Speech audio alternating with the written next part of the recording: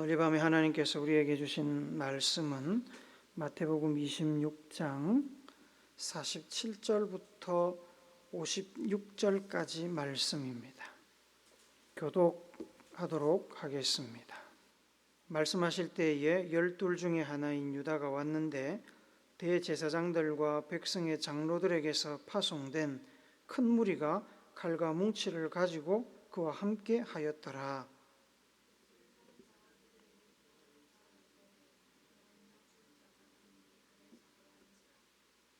곧 예수께 나와 랍비여 안녕하시옵니까 하고 입을 맞추니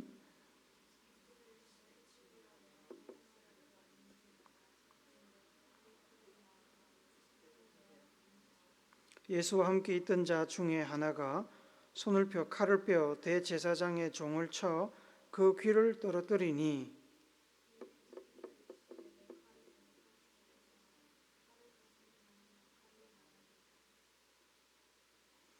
너는 내가 내 아버지께 구하여 지금 12군단 더 되는 천사를 보내시게 할 수 없는 줄 아느냐?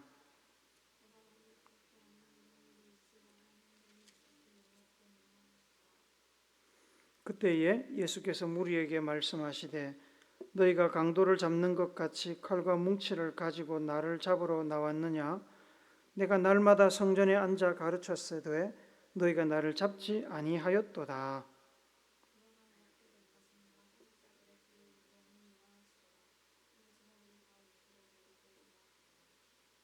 아멘. 윌리엄 보든이라는 선교사가 있었습니다. 그는 억만장자의 아들로 태어났습니다. 그의 부모님이 그에게 세계를 한번 돌아보고 오라는 말을 했고 그 말을 따라서 그는 세계 일주를 나섰다가 가난하고 헐벗고 굶주린 사람들이 많이 사는 것을 보고서 크게 충격을 받았습니다. 그는 자기 삶을 하나님의 영광을 위하여 드리기로 결심했습니다. 아버지가 돌아가시면서 많은 재산을 물려받은 윌리엄 보든은 하나님의 영광을 위해서 재산을 바치고 자신은 아랍권 선교사로 헌신하였습니다. 그가 남긴 성경책에는 이런 글귀가 쓰여 있었습니다. 남김없이, 후퇴 없이, 후회 없이 내가 내 주님을 위해서 내 모든 것을 다 바칩니다. 남김없이 바칩니다.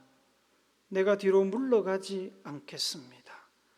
그리고 내 삶에 절대 내가 주님을 섬기는 삶을 후회하지 않겠습니다. 남김없이, 후회 없이, 후퇴 없이, 후회 없이. 그의 수첩에는 또 이런 말도 적혀 있었다고 합니다. 언제나 자신에게는 노라고 말하고 예수님께는 예스라고 말하십시오. 주 예수님, 저는 제 삶에서 손을 떼겠습니다. 주님께 제 마음의 보좌를 드립니다.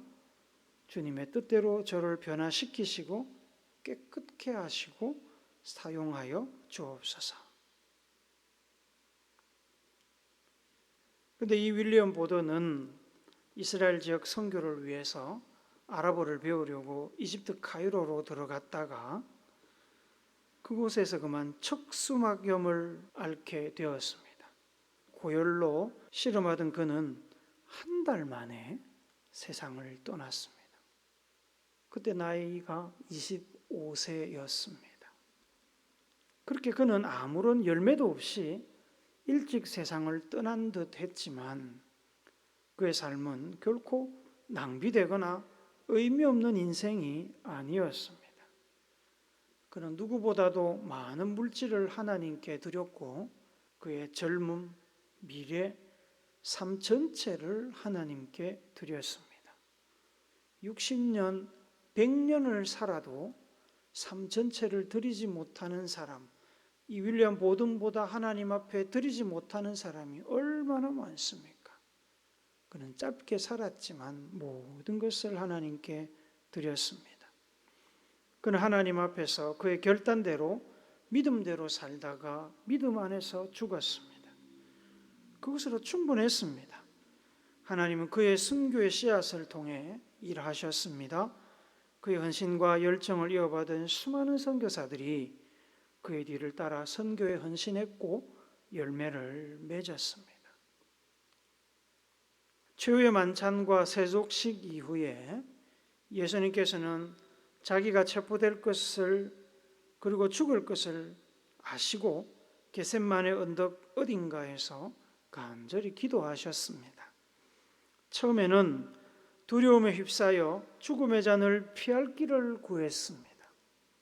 하지만 피하는 것이 능사가 아님을 너무나 잘 아셨기 때문에 결국에 하나님의 뜻이 이루어지기를 구하며 기도를 마쳤습니다. 기도가 끝난 뒤에 예수님께서는 함께 있던 세 명의 제자 베드로, 야고보 그리고 요한을 데리고 다른 제자들이 기다리고 있던 곳으로 돌아갔습니다. 얼마 있지 않아서 다락방에서 사라졌던 가룟 유다가 돌아왔습니다.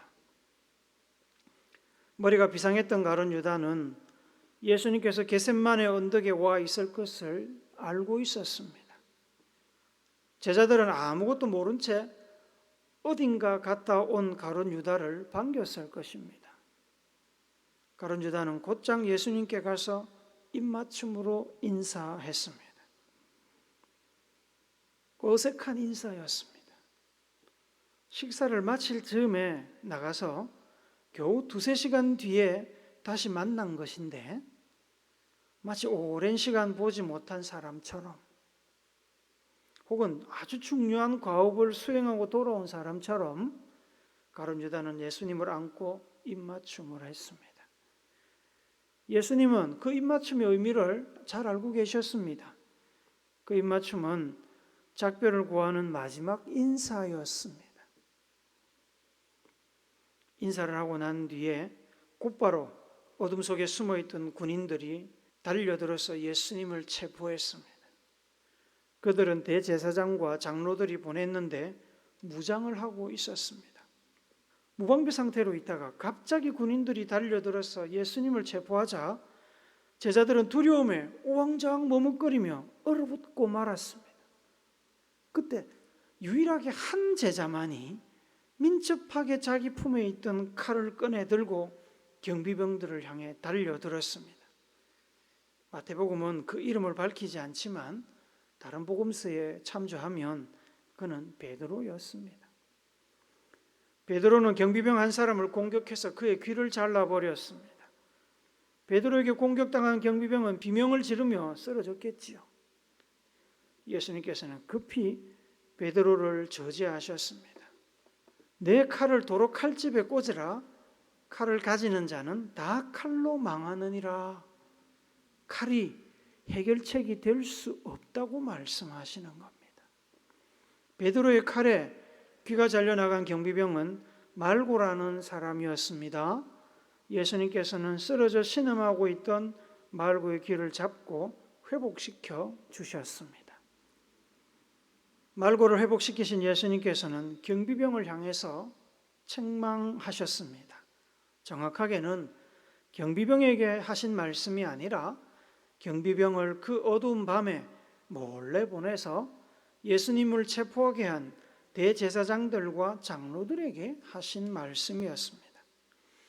예수님이 낮에 성전에 있을 때 얼마든지 체포할 시간이 있었는데 기회도 있었는데 그때는 그냥 내버려 두더니 예수님을 지지하는 군정들이 밤이 되어서 다 집에 돌아가고 없는 그 야심한 시간에 보는 눈이 없는 시간에 몰래 예수님을 체포하러 온 그들의 그 비열한 권모술수를 꼬집으신 겁니다. 예수님께서 그 말씀을 하신 것은 대제사장들을 비롯한 종교 지도자들에게 화가 난 이유도 있지만 다른 목적도 있었습니다. 그 목적이 뭐냐면 제자들이 도망갈 시간을 주기 위해서였습니다. 제자들이 도망갈 기회를 주신 겁니다.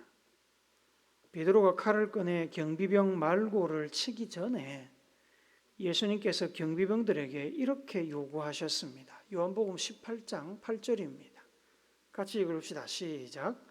예수께서 대답하시되 너희에게 내가 건의라 하였으니 나를 찾거든 이 사람들이 가는 것은 용납하라 하시니. 많은 경비병들이 그 자리에 있었음에도 불구하고 제자들이 아무런 제지를 당하지 않고 피할 수 있었던 이유는 어두운 밤 숲속이기도 했지만 제자들이 민첩하기도 했겠지만 예수님의 요구로 군인들이 움직이지 않았기 때문이었습니다. 제자들이 도망간 뒤에 예수님께서는 경비병들에게 체포되어 순순히 끌려가셨습니다. 겟세마네 언덕에서 진행된 예수 체포 작전은 순조롭게 마무리가 되었습니다. 베드로가 칼로 경비병 말고의 귀를 쳤을 때 예수님께서는 칼을 가진 자는 칼로 망한다고 하시며 흥분한 베드로를 말리셨습니다. 책망하신 것이 아닙니다.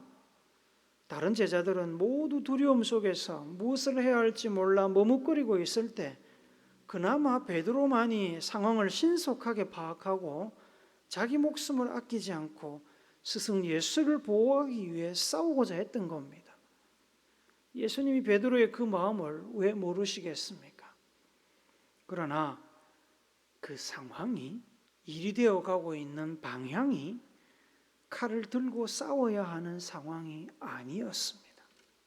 베드로는 당장 눈앞에 일어난 일만 보고서 자기가 제자로서 해야 할 최선의 반응을 보였습니다. 용감하게 나섰습니다. 하지만 예수님에게는 상황을 피하고 목숨을 부지하는 것이 우선순위가 아니었습니다. 예수님께서 여러 번 말씀하셨지만 베드로와 제자들이 이해하지 못한 것이 있었습니다. 마태복음 20장 18절 19절 말씀 같이 우리 읽어봅시다. 시작. 보라, 우리가 예루살렘으로 올라가노니 인자가 대제사장들과 서기관들에게 넘겨짐에 그들이 죽이기로 결의하고 이방인들에게 넘겨주어 그를 조롱하며 채찍질하며 십자가에 못 박게 할 것이나 제3일에 살아나리라. 이 일이 일어난다고 예수님이 성경에만 3번 이야기를 하셨습니다. 그 외에도 여러 가지로 암시를 주셨습니다. 예수님은 그 밤에 체포되어야 할 숙명이었습니다. 그래야 십자가에 달려 인류의 죄를 대속하며 죽을 수 있었습니다. 그래야 부활하여 부활의 첫 열매가 될 수 있었습니다. 안 죽으면 부활할 길이 없잖아요. 베드로와 제자들은 착한 사람들, 좋은 제자들이었습니다만 하나님의 뜻을 보지 못했습니다. 베드로를 저지하시고 쓰러진 경비병의 귀를 고치신 후에 예수님께서 이렇게 덧붙이십니다. 53절 말씀 한 번 더 봅시다. 시작. 너는 내가 내 아버지께 구하여 지금 12군단 더 되는 천사를 보내시게 할 수 없는 줄로 아느냐. 예수님께서 필요하다고 느끼셨다면 벌써 천군 천사를 다 동원해가지고 예수님을 잡으러 온 그 경비병들을 싹 쓸어버렸을 겁니다. 예수님께서 피하고자 하셨다면 경비병들의 눈을 멀게 하거나 아니면 가룟 유다의 계획을 알고 계셨으니 그 밤에 아예 다른 장소로 가실 수도 있었습니다. 예수님께서 살기를 바라셨다면 충분히 할 수 있었습니다. 그러나 사는 것이 하나님의 뜻이 아니었기 때문에 어떤 방법과 수단도 동원하지 않으셨습니다. 그 밤에 예수님이 해야 될 최선의 일은 체포되고 고난받는 일이었습니다. 칼은 지극히 인간적인 방법이나 처세술을 보여줍니다. 우리는 하나님의 길을 잘 보지 못합니다. 하나님의 뜻을 잘 보지 못합니다. 그래서 우리는 우리가 할 수 있는 지극히 인간적인 방법들을 잘 동원합니다. 우리는 늘 이기는 것이 최선이라고 생각합니다. 때로 지는 것도 하나님의 뜻임을 알지 못합니다. 그래서 우리는 이기기 위해서 편법을 동원하고 부정과 불법을 동원해서라도 이기려고 합니다. 우리는 늘 살아남는 것이 하나님의 뜻이라고 생각합니다. 그러나 어떤 때는 우리가 생존에 실패하고 죽는 것이 하나님의 뜻일 때도 있습니다. 그걸 모르니까 욕구를 따라서 내 욕구를 마치 하나님의 뜻인 것처럼 포장해서 하나님의 뜻을 무시하고 살아남아 하나님의 영광을 가리기도 합니다. 창끝 영화 아시지요? 주인공 짐 엘리엇 선교사와 그의 친구들은 선교지에 가서 예수님의 옛자, 복음의 복자도 전하지 못하고 원주민들의 창에 찔려서 순교했습니다. 미국의 신문들은 앞다투어 그들의 죽음을 보도하면서 아까운 미국의 젊은 인재들을 잃었다고 안타까워했습니다. 그러나 그들의 죽음은 앞서 말씀드렸던 윌리엄 보든의 죽음과 마찬가지로 실패도 아니고 실수도 아니고 낭비도 아니었습니다. 그들은 그들이 가야 할 길을 간 겁니다. 그 자리는 그들이 순교의 피를 흘려야 할 자리였습니다. 그들이 죽은 밀알처럼 썩어야 그 땅에 새 생명이 태어날 수 있는 것을 그들은 알았습니다. 그래서 손에 들고 있던 총을 쏘지 않았습니다. 창에 맞아 죽는 그 순간에도 총 쏘지 않았습니다. 짐 엘리엇 선교사의 유명한 메모 기억하십니까? 영원한 것을 얻기 위하여 영원하지 않은 것을 버리는 자는 바보가 아니다. 베드로나 제자들은 몰랐지만 예수님께 그 밤은 영원한 것을 얻기 위하여 영원하지 않은 것을 버리는 밤이었습니다. 예수님께 가장 중요한 것은 하나님의 뜻을 이루는 것이었습니다. 하나님의 뜻을 이루기 위해 죽음의 잔도 마다하지 않으셨습니다. 이 땅에 내려오기로 작정하고 계획한 그 순간부터 체포되어 죽음에 이르기까지, 아니 그 이후 부활과 성천의 순간까지, 하늘 보좌에 앉아 계신 지금까지 예수님께 가장 중요한 것은 아버지의 뜻이 이루어지는 것입니다. 하나님의 뜻이 이루어지는 것은 곧 하나님의 말씀이 이루어지는 것입니다.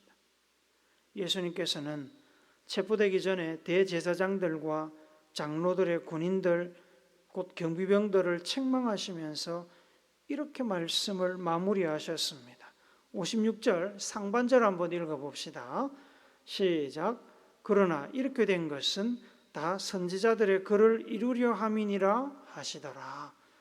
말씀을 이루는 것이 다, 이게 말씀을 이루는 거다. 내가 잡혀가는 게 말씀을 이루는 거다. 예수님의 이 말씀은 마태복음 26장 31절을 염두에 두고 하신 말씀입니다. 한번 읽어봅시다. 시작.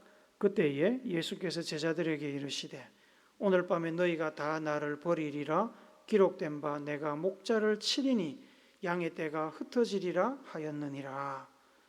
예수님께서는 스가랴서 13장 7절 말씀을 인용하면서 자신이 맞아서 죽는 목자의 운명이며 제자들은 뿔뿔이 흩어지는 목자 잃은 양과 같은 운명이 될 것이라고 예견하셨습니다. 그 예견이 이루어지도록 예수님은 순순히 체포되셔서 십자가를 향하셨고 제자들은 그 밤에 다 흩어졌습니다. 하나님의 뜻이 이루어지게 하려면 우리는 우리의 본능과 욕구를 뛰어넘어 순종해야 할 때가 있습니다. 우리 보고 하나님께서 매일 금욕의 삶을 살아라고 얘기하시는 게 아닙니다. 그럴 때가 있습니다. 그 때에 순종하려면 평소에 순종할 수 있는 훈련이 되어 있어야 됩니다. 느닷없이 갑자기 순종되지 않습니다. 예수님께서 살고 싶은 욕구를 절제하시고 하나님의 뜻이 이루어지기를 기도하시고 기도대로 순종하셨던 것처럼 우리도 우리의 욕구를 절제하고 하나님의 뜻을 받아들이고 순종해야 됩니다. 어쩌다가 한 번은 되는 것이 아니라, 어쩌다가 한 번만 하면 되는 것이 아니라 언제 어디서나 어떤 상황 속에 있어도 그렇게 할 수 있어야 합니다. 훈련이 필요하고요. 반복되는 결단과 의지가 필요합니다. 고린도전서 9장 24절부터 27절까지 말씀을 우리가 같이 읽습니다. 시작. 운동장에서 다름질하는 자들이 다 달릴지라도 오직 상을 받는 사람은 한 사람인 줄을 너희가 알지 못하느냐? 너희도 상을 받도록 이와 같이 다름질하라. 이기기를 다투는 자마다 모든 일에 절제하나니 그들은 썩을 승리자의 관을 얻고자 하되 우리는 썩지 아니할 것을 얻고자 하노라. 그러므로 나는 다름질을 하기를 향방 없는 것 같이 아니하고 싸우기를 허공을 치는 것 같이 아니하며 내가 내 몸을 쳐 복종하게 함은 내가 남에게 전파한 후에 자신이 도리어 버림을 당할까 두려워함이로다. 사도 바울은 살면서 누구보다도 혹독한 훈련을 받았습니다. 훈련을 받으면서 사역했고 사역하는 과정에서 훈련의 열매를 거두었던 사람입니다. 바울이 이 고린도전서 9장 24절부터 27절에서 고린도 성도들이 하나님의 뜻을 이루는 귀한 삶을 살기 위해 무엇이 필요한가를 이야기하십니다. 첫째로 경기에 우승하려는 선수처럼 최선을 다해 열심히 하나님의 뜻을 이루기 위해 노력해야 된다고 이야기합니다. 참가의 의미를 두고 달리는 선수는 결코 1등할 수 없습니다. 하나님의 뜻을 이루려는 사람은 아침 저녁으로 동천을 걷는 산보나 조깅처럼 해서는 안 됩니다. 우승에 인생이 달린 프로 선수처럼 해야 됩니다. 프로 선수는 목숨을 겁니다. 그 경기의 결과에 먹고 사는 문제가 달려 있기 때문입니다. 하나님의 뜻을 이루는 것이 곧 하나님께서 우리에게 허락하신 인생의 의미를 찾고 목적을 달성하는 길입니다. 한 번뿐인 인생을 대충 적당히 살며 낭비하면 결코 하나님의 뜻을 이룰 수 없습니다. 둘째로 25절에 보니까 절제하지 않으면 결코 하나님의 뜻을 이룰 수 없습니다. 절제하지 못하는 운동선수는 결코 우승할 수 없습니다. 프로 선수도 될 수 없습니다. 먹고 싶은 거, 자고 싶은 거, 쉬고 싶은 거, 놀고 싶은 거 할 거 다 하고 언제 훈련을 하겠습니까? 체중 조절에 실패하면 체급이 있는 운동은 자격 미달로 시험에 나가보지도 못하고 실격입니다. 마라톤 하는 사람들이 적절한 체중과 근력을 유지하는 데 실패하면 우승은 고사하고 완주도 못합니다. 절제해야 기본적인 자격 조건을 갖출 수 있습니다. 하나님의 뜻을 이루려는 사람도 절제하지 못하면 하나님의 뜻은 고사하고 하나님 앞에서 자기 한 사람 지키기도 어렵습니다. 절제하지 못하면 거짓과 유혹에 타협하게 되고 하나님의 뜻이 아닌 것으로 왜곡하게 됩니다. 자신의 탐욕이나 게으름을 하나님의 뜻과 섞어서 혼합해서 자기 합리화를 시도하고 하나님을 성경에 나오는 그 하나님이 아니라 자기가 합리화시켜 만든 가짜 하나님으로 대체하려고 합니다. 절제하지 못하면 우리 안에 가룟 유다와 같은 괴물이 자라게 됩니다.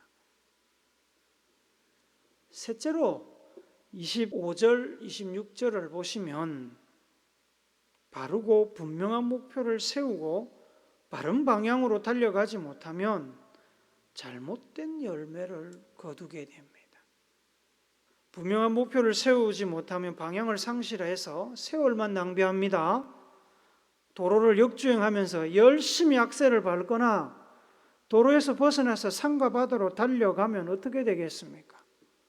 차가 망가지고 생명을 위협받게 됩니다. 그렇게 되면 열심히는 하는데, 최선을 다해서 뭔가를 하는데 결과가 엉뚱하게 나옵니다. 하나님의 뜻이 분명한 목표가 되어야 됩니다. 하나님의 뜻을 이루기 위해서 하나님의 방법을 사용해야 됩니다. 그렇지 못하면 하나님의 계획이 오염됩니다. 하나님께서 원하지 않는 결과물이 나오게 되는 겁니다. 넷째로 27절에 보니까 자기를 이기지 못하면 결코 경기에 우승할 수도 하나님의 뜻을 이룰 수도 없습니다. 저절로 되는 일이 없습니다. 쉽게 얻을 수 있는 값진 것은 잘 없습니다. 값지고 귀한 것을 얻으려면 자기가 가진 모든 것을 쏟아부어야 됩니다. 하나님의 뜻에 진심이어야 자기 자신을 희생하기까지 쏟아붓고 말씀에 순종할 수 있습니다. 자신과 싸워 이기지 못하고 욕구에 밀리면 적당히 타협하거나 포기하게 되고 하나님의 뜻 이룰 수 없습니다. 자기를 쳐서 자신의 욕구, 욕심, 탐욕을 하나님의 말씀에, 하나님의 뜻에 복종시켜야 하나님의 뜻을 이룰 수 있습니다. 사랑하는 우물교회 성도 여러분, 예수님은 죽음 앞에서도 하나님의 뜻을 이루는 일에 집중하셨습니다. 그래서 하나님의 뜻대로 십자가에 오를 수 있었습니다. 하나님의 뜻을 이루기 위해 우리의 모든 관심을 하나님의 뜻에 집중합시다. 상황과 장소를 불문하고 남김없이, 후회 없이, 후퇴 없이 말씀에 순종하기를 힘씁시다. 그리하여 하나님께 귀하게 쓰임받는 하나님의 자녀, 하나님의 백성 되시기를 십자가를 받아들임으로 순종의 본을 보이신 예수님의 이름으로 축복합니다. 아멘.